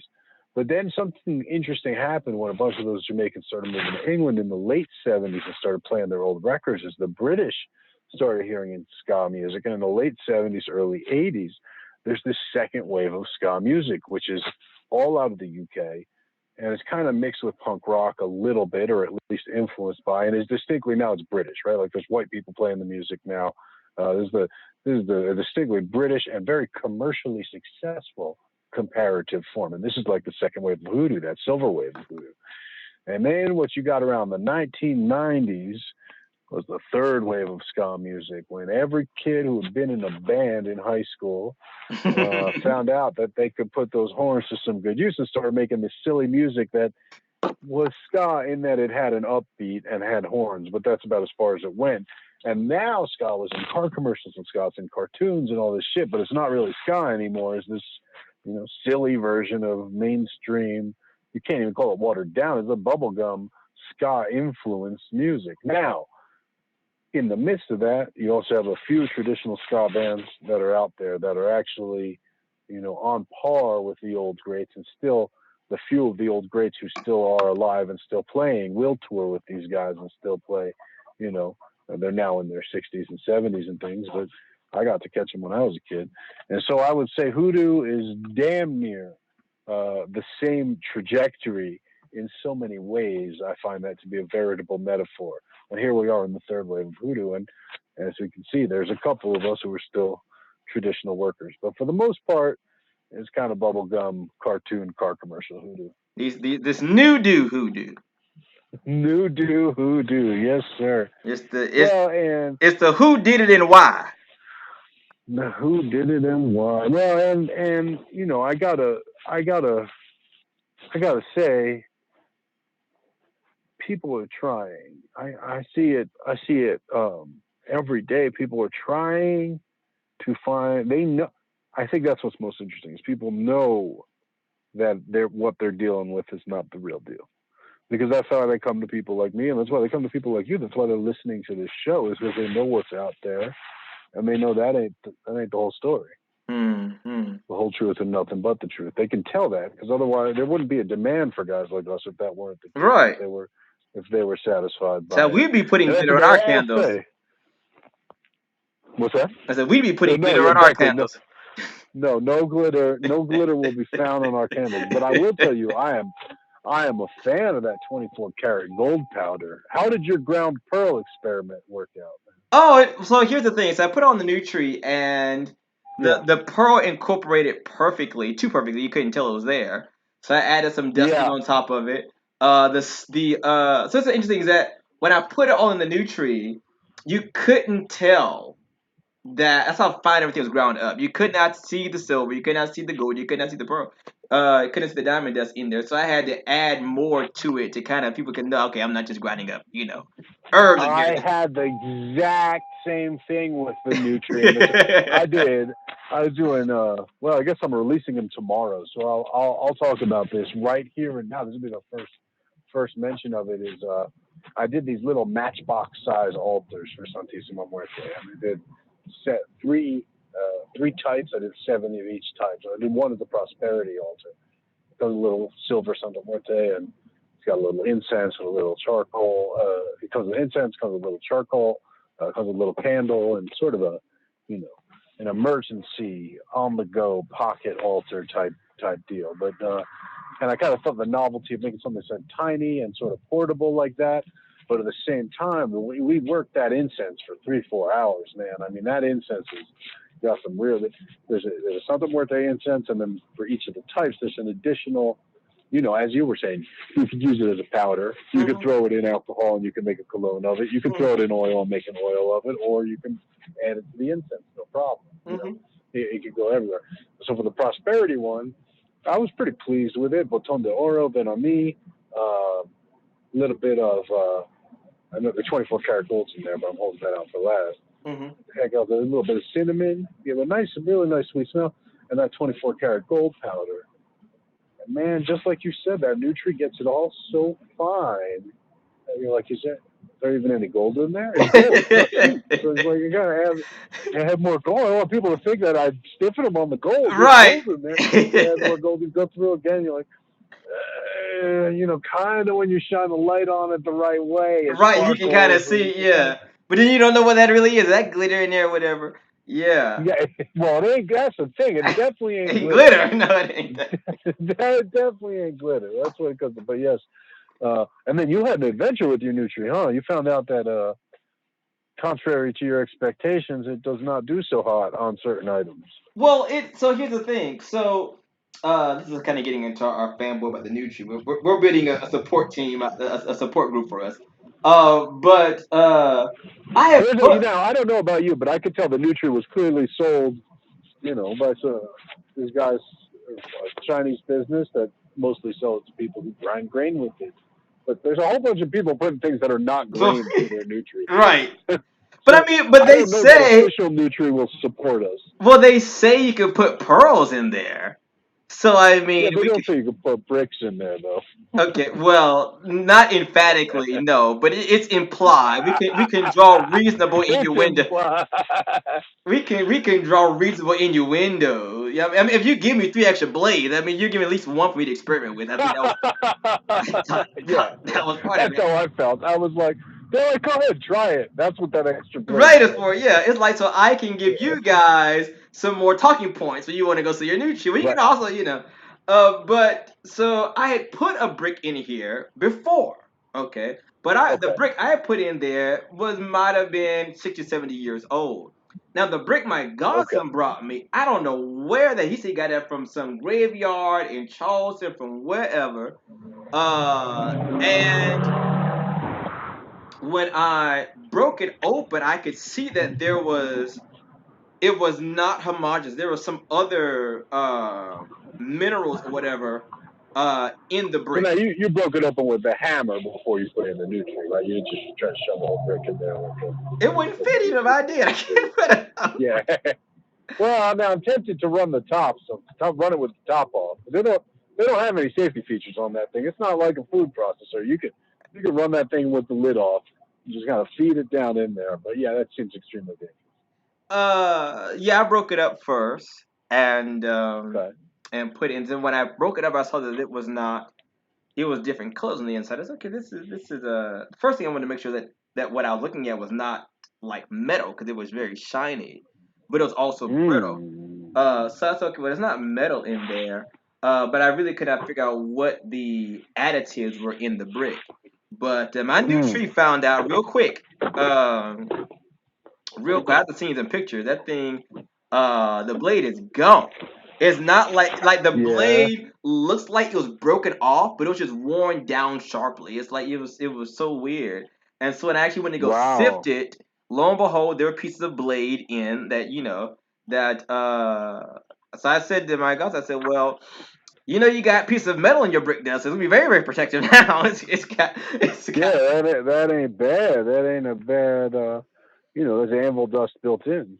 right. So, but the thing is, I had that was my first blade I went through, and I've had the Nutri for about 2 years now. Well, So, that ain't bad. no, it's not bad at all. That ain't too bad. So now I guess now I'm hesitant. Well, can we? How much time we got left here? Let's see. We got about 10 I minutes. wonder if we can. 10 minutes. You want to talk a little red brick work before we get off the? Okay, yeah, sure. Before we get off the call, yeah. So I got this. I'm sitting here looking at this brick right here. This brick is from a church. Mm-hmm. Now the church was built in 1881, and this brick looks pretty old. Could be from 1881. I could not find where it had possibly been broken off the church. I did not see a brick missing from the church, but it matched all the, matched very closely the color of all the bricks the church is built of, and of course it was on the ground right next to the church, broken in half. So I thought this is a good brick. The good, you told me, older the better, of course. So, Mm-hmm. and of course, a church seems a good place for protection work always. So now, one thing that you were talking about, because I was ready to throw the sucker right in my Nutri, of course. But now you had mentioned dressing the brick before you powder it. Mm-hmm. Mm-hmm. Is that now? Can you speak on that a little? So, with because in this particular case, he did not. He just picked up a brick. This was. I don't. He'd had this brick at least a year. I think he said. With every intention of powdering down or whatever. Um, and so actually, this is Justin. Because for those of you who know Justin, Justin is blind. You guys know Justin. This is his brick, and so he was kind of waiting for the right opportunity to make some dust or whatever out of it. So I asked myself, did you leave any offers? He said, no, man, I was, not as knowledgeable then as I am now. I just picked up the brick or whatever. So I did a little And bit. now look what it did to that damn new tree. Well, exactly, exactly. Now, right, very much so. And now you paid for it with the Nutri. Okay, go Right, ahead. it got his offering one way or the other. It didn't get out of his Yeah. half, it got out of mine. So, and I could tell. The first thing that I was interested in was the brick. Um, felt damp. So I asked just I said, was this sitting? I said, it's been sitting in my house this whole time. I said, well, this brick still feels damp. Like he just plucked it right it had a lot of moss on it. Mm-hmm. So it was like an old brick. It'd been there for a while. So what I did was I stood the brick up. I got me a clay pot and I poured some liquor over it, along with Mm-hmm. 3 coins on top of it as an offering uh, to the spirit of place, wherever this brick came Mm-hmm. from. And then I poured liquor over it, and I ignited it. I ignited it. And it's clay, so it will burn off relatively easy. I did it about 2 or 3 times or Mm-hmm. so. Also to serve a secondary purpose to help get some of that moss off, because again it was moist. And I didn't want it to interfere with the powdering aspect Mm-hmm. of the brick. Uh, so yeah, so what you can do is you can uh, put a few drops of oil, if you like, on that brick before you put it in there. Um, but I just dress it with. If you're going to dress it, I recommend not using oil. Some people have. I recommend using alcohol base. Mm-hmm. All right. Cologne or something like that. Right, right. Because that's gonna pretty much evaporate very volatile. It's gonna dry off in the air very quickly. And then powder that down, and from there you can you can I say doctor it up with some other ingredients if you like. Sure. Um, yeah. What do you think, Moses? Well, I'm asking you because I was looking to see what you would say. I mean, yeah, I have that interesting formula that I intend to work on. Uh, that is, I want to get the red brick dust, and now I found a really good source of iron filings. So I have that knife maker friend. Mm-hmm. So much like your NutriBlade filings mixed with the red brick does, now I can go get some knife blade You can also filings. use this is one thing that Bishop dropped in my ear was red oxide. Okay. Rust. Well, yes. Now I will warn you that it does stain almost irrevocably. Um, but what I like to do is I like working with the color red again, kind of from. So one of the things that's particularly Gullah or Geechee things that you see a lot with the C nations is Mm. red is a protective color for us. Mm. Religiously, it speaks of the blood of Jesus, right? Mm. So you'll see that a great deal in a lot of the Gullah Geechee architecture in Charleston, whatever, or how we build things. We incorporate the color red. Normally, it's around a door or a window, or it may even be window panes. We've become very inconspicuous about it, but nonetheless. Mm. So that idea, particularly around with protection, around the door, the blood of the lamb, as it would as with Passover for Sure, on the Hebrews, door frame. exactly the same kind of concept. So what I've done with other clients when I go to their houses is three things. There is palm oil laid out. Mm-hmm. All right. I do that as a line. I come back and put a second layer over that of red iron oxide over that. Then I come back Is and that a liquid or a powder? That says a powder, that's a yeah? powder. That's a powder. Yeah. But when that water, rain or whatever hits, it's going to begin to stain. But because on the Yeah, yeah. outside, they're okay with that, right? I make sure I let them know it's going to stain. It's okay, that's fine. But also going to kind of make that permanence there, that permanent Yeah, bloodline, as exactly. it Make were. that mark. And then so one line of red palm oil, and the red palm oil, depending upon what I have at hand, may or may not be fixed. Some of it's fixed with like peppers, for example, black pepper, Mm-hmm. peppercorns, or whatever. So I lay that line down first. Then I go back over it with iron oxide, and then I go back over it again a third time with the red brick dust. Mm. Mm. I like that. That's real. That's a man. That's a trick unto itself. All right. Well, you got like 1 minute left, 2 minute left here. The last thing I'm going to bring up, and this one we can probably only talk about for 2 minutes. But did you? I think we did talk about that article I found. You know, God bless Google for listening in and trying to show me articles of things I care about because I talk about some strange things. And Google showed me an article from an African Christian news service about a witch doctor, a 70-year-old man from Uganda, who found Christ. He went and found Jesus. He Hmm. went to a prayer meeting, and he was saved. Hmm. And what was so interesting was that he brought that chicken with him, chicken that he had plucked all the feathers off of, and who knows how old the chicken was. And it had all kinds of fetishes on it, and they couldn't. First of all, they couldn't save the man, right? So whether and it wasn't clear whether this was deliverance, whether they were casting out, or they couldn't do their job on the man until they removed the fetishes from his chicken. This is this is a very interesting technology here, and we don't have enough time to No, fully we're delve not. So we're gonna into have to the. we're gonna have to table this and leave another cliffhanger for the audience there. Oh man, it's so good. what do we make of the witch doctor with the featherless chicken at the Christian Crusade? And really, it is a sight for sore eyes. You guys got to see that thing. It's very the graphic is very visceral.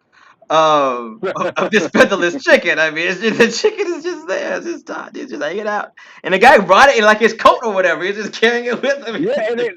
it's so weird because it looks like a chicken that you're ready to eat, like a Right. chicken. It's a plucked chicken, but it's alive. Yeah, but they couldn't kill it They even could after they took the fetishes off it. They couldn't kill the chicken. they could not kill that chicken, and well, that's another topic, another show. That's another topic. That is another topic. So I want to say, Moses, always thank you so much for um, being with us this evening. You definitely made the show what it was. I'm sure those who listening in had a blast as much as I did. Give the people where they can find you again. Yes, of course. On Instagram, it's at Hoodoo Moses. And of course, hoodoomoses.com. And, I realized that Koss is really good about spelling out his thing. I don't spell mine out usually. So I'm going to do it now. It's HOODOMOSES. And that'll be for Instagram. That'll be the .com. That'll be at gmail.com. That'll be patreon.com/Hoodoo Moses. Reach out to me at any of those places. Let me know that you heard me on this show. Tell me what you thought was funny. Tell me what you thought was incredibly wrong. Tell me what you thought was right. Give me feedback and let's be in touch. And of course, thank you as always, Dr. Cosmic, for bringing me on the show, for sharing so much with me, for teaching me so much, and for giving me a platform to spout my noise on. Not a problem. Not a problem. It definitely has been a mutual benefit here. Guys, you can definitely check me out at thecosmic.com, KHOZMIQ. And if you're interested in joining, getting deliberate instruction from me in the topic of ethnomagicology, the African diasporic traditions, then you can do so at patreon.com/cosmic. So in the meantime, I catch you guys later. God bless.